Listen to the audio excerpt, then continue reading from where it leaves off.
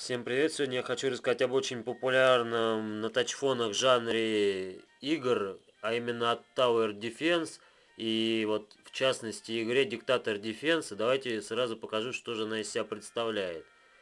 Эта игра, как я уже говорил, в жанре Tower Defense, то есть практически смысл игры сводится к тому, что на нас валят толпы врагов. У нас есть несколько типов юнитов, вот, например, банки, которые производят деньги. Потом есть еще у нас всевозможные юниты, у которых разнятся разными свойствами. Одни эффективны против машин, вторые эффективны против пехоты. Также стены есть, и враги на нас валят валом.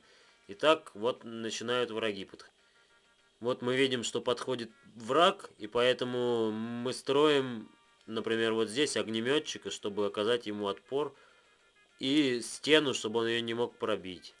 Вот примерно так.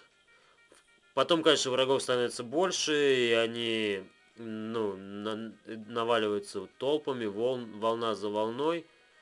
Мы должны выстраивать оборону. У игры, как видите, довольно неплохая мультяшная графика, довольно приятная.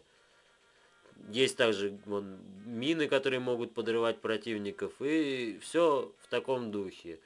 Ну, в общем, я думаю, с игрой мы разобрались. Видите, тут всевозможные юниты есть. И на этом, наверное, все. Всем пока.